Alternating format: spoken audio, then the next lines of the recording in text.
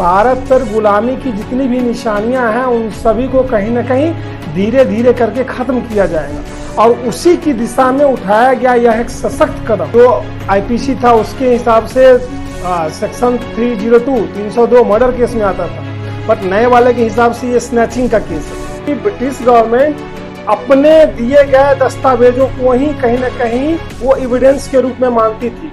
भारत सरकार के जो कागज होते थे या भारतीयों के जो कागज होते थे किसी तरीके के, उनको वो नहीं मानते थे। नए जो हमारे भारतीय साक्ष्य अधिनियम है, चाहे न्याय संहिता हो या फिर नागरिक सुरक्षा संहिता, ये कहीं ना कहीं एक बड़ा बदलाव लाने जा रही है हमारी आम जिंदगी में, पुलिस के पॉइंट ऑफ व्यू से, जस्टिस पॉइंट ऑफ व्यू से और एक नॉर्मल सिटीजन के पॉइंट ऑफ व्यू से। सीआरपीसी क्रिमिनल प्रोसीजर कोड जो था पहले, उसको चेंज करके बना दिया गया है भारतीय नागरिक सुरक्षा संहिता।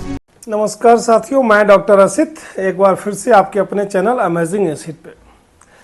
दोस्तों, आज मैं आपके साथ बात करने वाला हूं 1 जुलाई से जो भारत में बदलाव किए जा रहे हैं विभिन्न प्रकार के कानूनों में। जी हाँ दोस्तों, मैं जिन कानूनों की बात कर रहा हूं, भारतीय न्याय संहिता, भारतीय नागरिक सुरक्षा संहिता और भारतीय साक्ष्य अधिनियम, ये 3 बड़े बदलाव किए जा रहे हैं भारतीय कानूनों में, जो कि प्रैक्टिकली इम्प्लीमेंट होने जा रहा है 1 जुलाई 2024 से। वह क्या था, 2020 में मिनिस्ट्री ऑफ होम अफेयर्स इन्होंने एक कमेटी बिठाई। एनएल यूनिवर्सिटी दिल्ली के vice chancellor Shri Rajveer Singh, doctor Rajveer Singh की अध्यक्षता में, कि ये जो पुराने कानून हैं जो कि इंडियन पीनल कोड के रूप में, सीआरपीसी के रूप में, इंडियन एविडेंस एक्ट के रूप में, इनकी आज के डेट में कहीं ना कहीं देखी जाए तो आज के सापेक्ष में कितने इफेक्टिव है ये। रीजन बिहाइंड कि ये जो थे कानून, ये सब अंग्रेजों के समय के बनाए गए हुए कानून थे। अब उसके कारण कई सारी चीजें जो है वो तो खत्म हो गई, कई नए तरह के जो प्रावधान है वो उत्पन्न हो गए समय के हिसाब से और जरूरत के हिसाब से, और कई सारी ऐसी चीजें थी जो आज की डेट में अगर देखा जाए तो कहीं से भी रिलीवेंट नहीं है। उन्होंने अपना सजेशन दिया कमेटी ने, डॉक्टर राजवीर सिंह की अध्यक्षता में। 11 अगस्त 2023 को इसको पार्लियामेंट के स्टैंडिंग कमेटी के सामने रखा गया। स्टैंडिंग कमेटी ने इसमें कई सारे अमेंडमेंट किए और उस अमेंडमेंट के साथ इसको वापस दिया मिनिस्ट्री ऑफ होम अफेयर्स को। मिनिस्ट्री ऑफ होम अफेयर्स ने इस पे वर्कआउट किया और फिर 21 दिसंबर 2023 को इसको पार्लियामेंट में पास कर दिया गया। 25 दिसंबर 2023 को भारत के राष्ट्रपति के द्वारा किए गए हस्ताक्षर के साथ ये कानून जो है बन गए और घोषणा की गई गजट ऑफ इंडिया के द्वारा कि 1 जुलाई 2024 से इसको पूर्णतः इंप्लीमेंट किया जाए। तो दोस्तों, आइए जानने की कोशिश करते हैं क्या है ये नए कानून, किस तरह से ये भारत की जनता के लिए कहीं ना कहीं लाभप्रद हैं और सरकार की मंशा क्या है इसके पीछे, ताकि इस कानूनों को बदल करके, चीजों को चेंज करके क्या बेहतर किया जा सकता है। हाँ जी दोस्तों, सबसे पहले तो हम ये जानने की कोशिश करें कि आखिर बदलाव की जरूरत क्यों आई। इस चीज को समझने के लिए आपको कहीं ना कहीं थोड़े इतिहास में जाना पड़ेगा। क्योंकि मैं आपसे बात करूं इंडियन पीनल कोड की, कब बना था ये 1807 में। क्रिमिनल प्रोसीजर कोड जिसको हम सीआरपीसी बोलते हैं, ये 1898 में, और इंडियन एविडेंस एक्ट ये बना था 1872 में। हम रह कब रहे हैं 2024 में। मतलब जस्ट थोड़ी सी सोचने की बात है, अंग्रेजों द्वारा बनाए गए ये कानून, जिसमें कि थोड़ी थोड़ी बात पर सेडिशन के चार्जेस लगा दिए जाते थे, अंग्रेजों में के द्वारा ये कानून भारतीयों को गवर्न करने के लिए, उनके ऊपर रूल करने के लिए। और मजे की बात यह है कि भारतीय होने के बावजूद, 1947 में स्वतंत्रता पाने के बावजूद, इतने सालों से हम उसी चीज को ढोए जा रहे हैं। जैसा कि आप जानते हैं, देश में जो राष्ट्रवादी सरकार है उसने कंप्लीट बीड़ा उठाया है कि भारत पर गुलामी की जितनी भी निशानियां हैं उन सभी को कहीं ना कहीं धीरे धीरे करके खत्म किया जाएगा। और उसी की दिशा में उठाया गया यह एक सशक्त कदम जो वर्षों से अपेक्षित ही नहीं था, आवश्यक भी था। तो दोस्तों ये जो इंडियन पिनल कोड 1860 था उसको बदल के भारतीय न्यायिक संहिता, सीआरपीसी 1898 को बदल के भारतीय नागरिक सुरक्षा संहिता और इंडियन एविडेंस एक्ट 1872 को बदल करके भारतीय साक्ष्य अधिनियम बनाया गया। महत्वपूर्ण बदलावों की अगर मैं बात करूं तो जो ओल्ड आईपीएस है उसमें 511 सेक्शंस थे इनफैक्ट, और नए जो बीएनएस है भारतीय न्याय संहिता उसमें 358 सेक्शन। ओल्ड सीआरपीसी में 484 सेक्शंस थे, नए वाले बीएनएसएस में अगर मैं बात करूं 531। ओल्ड जो पुराने वाले एविडेंस एक्ट थे उसमें 167 सेक्शंस और नए वाले में 170 सेक्शंस। जिस तरीके के क्राइम नए नए होने लगे हैं, भारत में न्याय की जो पेकुलियरिटी रही है, क्योंकि उस समय जज हुआ कौन करते थे, अंग्रेज केवल हुआ करते थे, तो सामान्य नागरिक को, सामान्य लोगों को न्याय की सुलभता हो, सुगमता हो, इस चीज को ध्यान में रखते हुए कहीं ना कहीं इन चीजों को बनाया गया है और इसको प्रैक्टिकली इंप्लीमेंट करने की कोशिश की जा रही है। जरूरत क्यों थी? क्योंकि ये सारे रूल जो थे सब कॉलोनियल एरा से थे, इनका फोकस कहीं ना कहीं ब्रिटिश एम्पायर था। भारत की जनता कभी केंद्र बिंदु में नहीं रही इन कानूनों में। रिलीवेंसी की बात करेंगे तो कैसे रिलीवेंट हो सकता है 200 साल बाद भी, आप जिस 150 साल बाद, 100 साल बाद जिस कानून को आप ढोए जा रहे हैं, क्या वो रिलीवेंट हो सकता है क्या? आज के डेट में nature of crime and form of crimes इतने बदल गए हैं, चाहे आप आईटी क्राइम की बात करें, साइबर क्राइम की बात करें, लेटेस्ट टेक्नोलॉजीज की बात करें, उसके हिसाब से उन्हीं पुराने डर्रे पे चलना कहीं से भी फलदायी नहीं था। और तीसरी इंपॉर्टेंट चीज जो थी वो ये थी कि क्रिमिनल जस्टिस सिस्टम जो था भारत में, उसको कहीं ना कहीं ज्यादा एफिशिएंट बनाया गया। क्योंकि जिन लोगों को मैं बात करूं आपसे न्याय की, तो ओशो की बात याद आती है कि भारतीय न्याय सिस्टम जो है वो मकड़ी के जाले की तरह है, बड़े जानवर उसको फाड़ के निकल जाते हैं और छोटे मोटे जानवर उसमें फंस जाते हैं। तो सनी देओल वाली बात आती है, वही तारीख पे तारीख चलती रहती है, और इस तरीके से जो न्याय सिस्टम का माहौल ही नहीं बनाया जाता। एक आम आदमी जब कभी इसी चीज में पड़ता है तो चक्की में पिस के रह जाता है। उस चीज को हटाने की कोशिश की गई है इन तीनों नए नियम के द्वारा। दोस्तों अब मैं बात करने वाला हूं आपसे भारतीय न्याय संहिता। जी हाँ, इसको old IPC Indian penal code 1860 को एबॉलिश करके लगाया गया भारतीय न्याय संहिता। क्या सीन है इसमें? जो पहले 511 सेक्शंस थे उनको हटा करके 358 सेक्शंस रखे गए। 175 जो सेक्शंस थे उनको चेंज किया गया है, 8 नए सेक्शंस इसमें ऐड किए गए हैं और 22 सेक्शंस को कंप्लीटली एबॉलिश कर दिया गया। कई सारे सेक्शंस जो हैं उनके नाम जो हैं वो भी चेंज हुए हैं। लाइक अगर मैं एग्जांपल के तौर पे करूं तो पहले जो आईपीसी था उसके हिसाब से सेक्शन 302 मर्डर केस में आता था, बट नए वाले के हिसाब से ये स्नैचिंग का केस है। 101 आता है मर्डर का केस। 226 अगर कोई व्यक्ति सुसाइड कमिट करता है तो उसके लिए प्रावधान बनाए गए हैं। सेक्शन 195 अगर आप किसी तरीके का फॉल्स इंफॉर्मेशन किसी भी गवर्नमेंट इंस्टीट्यूट को, किसी भी नॉर्मल आदमी को और किसी भी तरह के इन्वेस्टिगेशन में भी देते हैं तो आपके ऊपर पेनाल्टी लगाई जा सकती है, एक्शन लिए जा सकते हैं। 111 टेररिज्म को डील करने के लिए।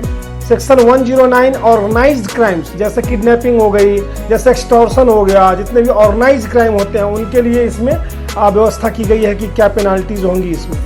69 पेनाल्टीज फॉर सेक्सुअल डिस्कोर्स। एक चीज का खास ख्याल रखा गया है कि जब हम माइनर्स की बात करते थे तो पुराने वाले जो कानून थे उसमें लड़की अलग और लड़का अलग। इसमें यह ध्यान रखा गया है, काफी सारी चीजों को बना के सिमिलर कर दिया गया कि अगर मैं चाइल्ड क्राइम की बात करूं, अगर मैं माइनर क्राइम की बात करूं तो whether it is a boy और whether it is a girl, it will be considered almost as a same. तो इस तरीके के कई सारे सेक्शंस को चेंज किया गया है, कई सारे सेक्शंस को सिंप्लीफाई किया गया है, बिकॉज पहले जो चीजें थी वो कहीं ना कहीं इतनी ज्यादा कॉम्प्लिकेटेड थी थोड़ी सी बात बोलने पे आपके ऊपर सेडिशन का चार्ज लग जाता था, क्योंकि वो ब्रिटिश क्राउन के अंतर्गत था। अभी ऐसी बात नहीं है जो नई वाली भारतीय न्याय संहिता बनाई गई है उसमें। दोस्तों अब बात करते हैं भारतीय नागरिक सुरक्षा संहिता की। जी हाँ, सीआरपीसी क्रिमिनल प्रोसीजर कोड जो था पहले, उसको चेंज करके बना दिया गया है भारतीय नागरिक सुरक्षा संहिता। पहले इसमें 484 सेक्शंस हुआ करते थे, अब इसमें 531 सेक्शंस हैं। अगर मैं आपसे बात करूं, 160 सेक्शंस को चेंज कर दिया गया है। 9 ऐसे सेक्शंस हैं जो नई तरीके से इंट्रोड्यूस किए गए हैं और 9 ऐसे सेक्शंस हैं जिनको कंप्लीटली अबॉलिश कर दिया गया, रिपील कर दिया गया, रिमूव कर दिया गया।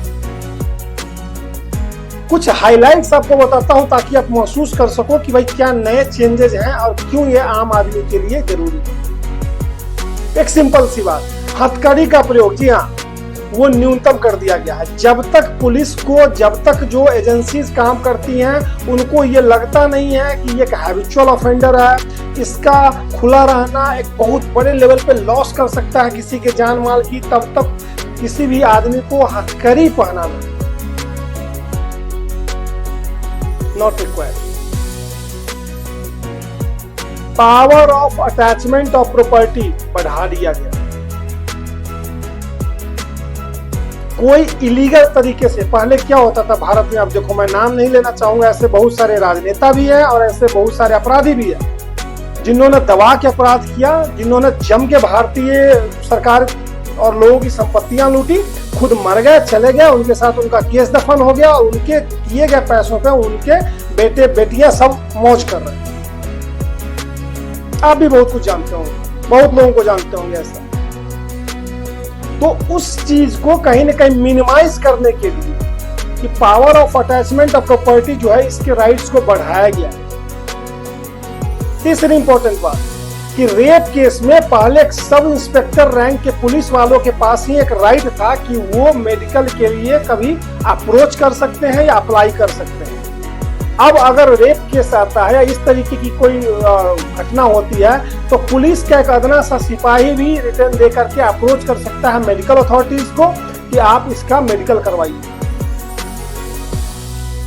जिस सिटी की जनसंख्या 1 मिलियन से ज्यादा थी पहले, उसके लिए अलग से मेट्रोपॉलिटन मजिस्ट्रेट नियुक्त किए जाते थे और वही ऑथराइज होते थे मैक्सिमम केसेस में जजमेंट देने के लिए।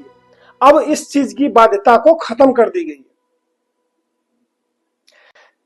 सेक्शन 176 बोलता है कि 7 साल से ऊपर के पनिशमेंट वाले जितने भी क्राइम है, मतलब जिन क्राइमों में अगर पनिशमेंट का प्रोविजन 7 इयर्स एंड एबव है, उसमें फॉरेंसिक इन्वेस्टिगेशन जो है वो कंपलसरी किया जाए अगर उसके स्कोप्स हैं तो, और निश्चित रूप से होना चाहिए।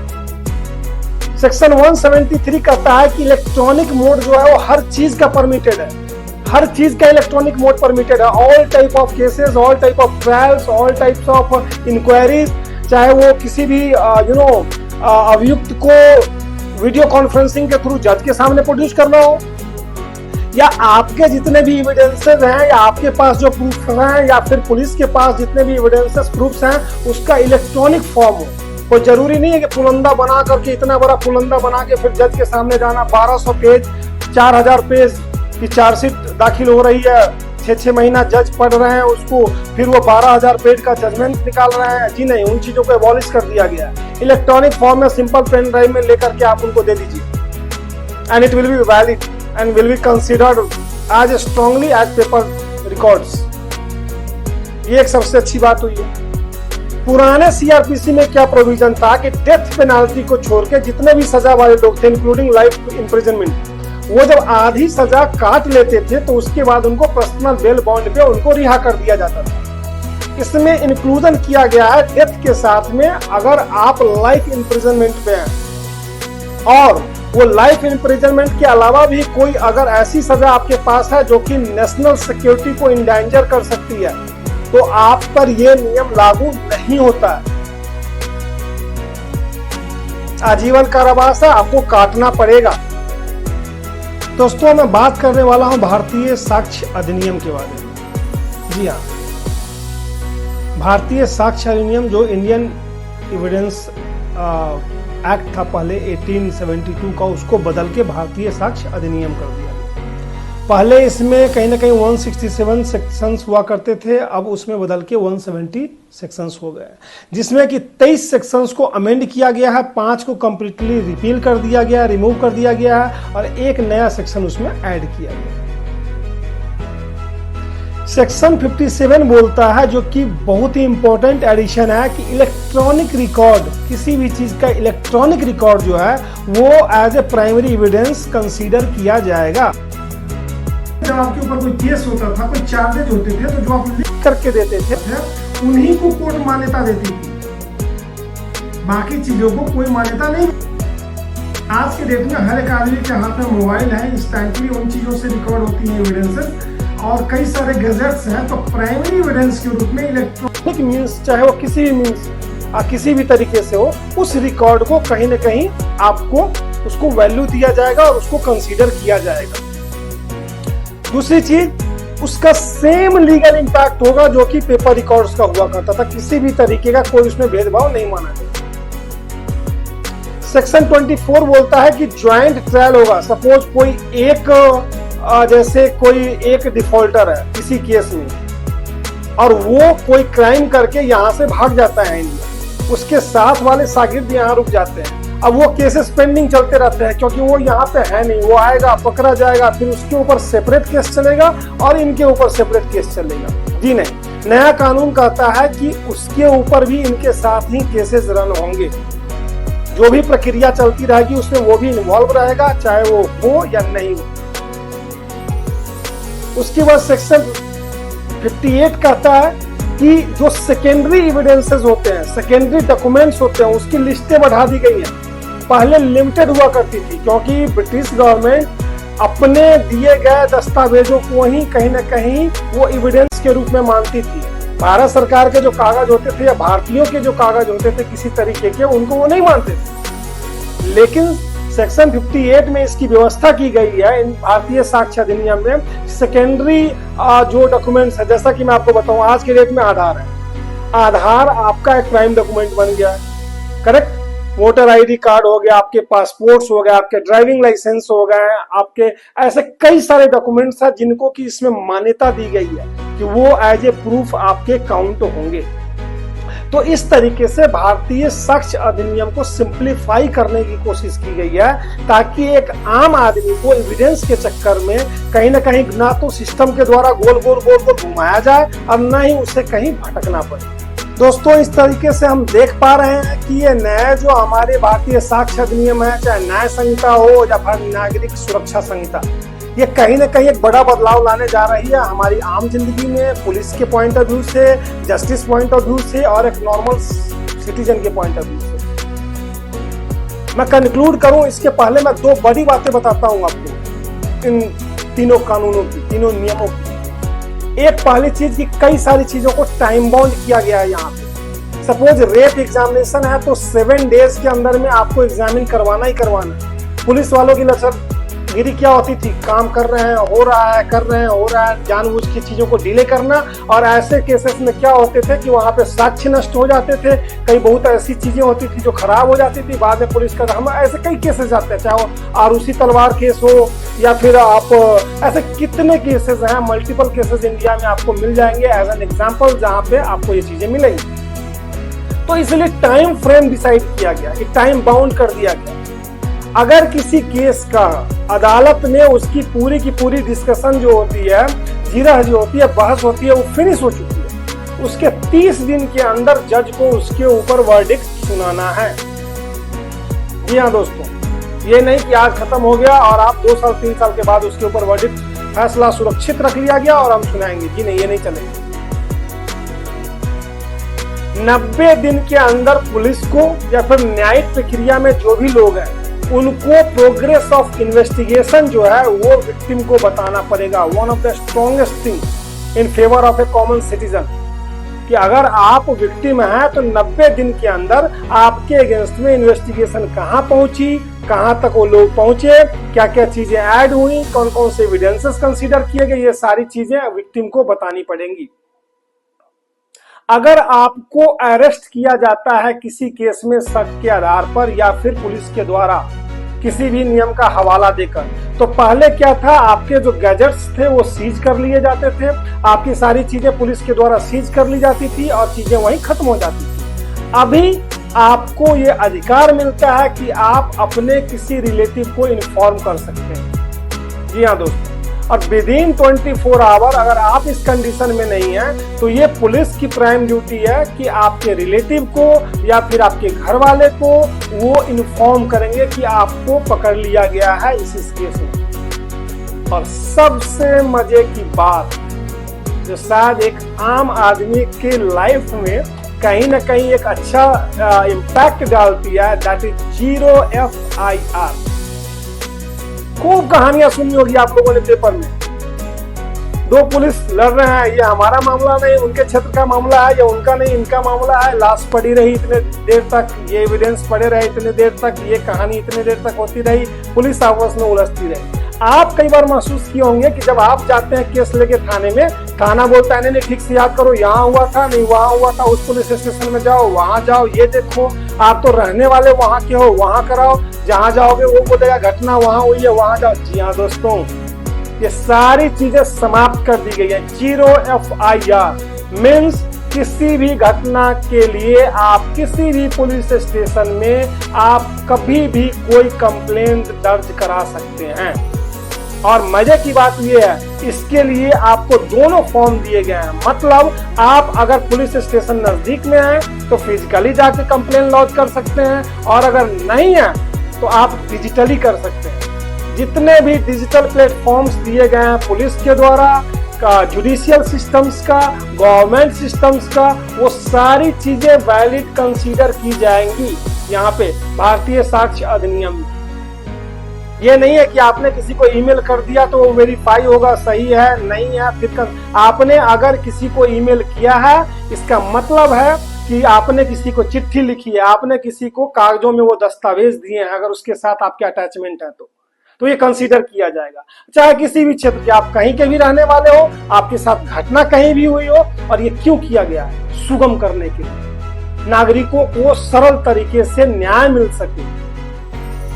अब कितनी प्रॉब्लम्स आती थी, आप सोच के देखो, आप ट्रेन में चल रहे हो, गोरखपुर में आपकी चोरी हुई, ट्रेन आप रुकी नहीं, आप इन बिटवीन करा रहे हो, FIR हो गया, अच्छी बात है, नहीं तो दिल्ली में रुके, आना कानी टाल मटोल, और अल्टीमेटली क्या होता था, परेशानियों के चक्कर में, पुलिस स्टेशन के चक्कर में आदमी बोलता नहीं मुझे कंप्लेन ही नहीं कर, छोड़ो हटाओ।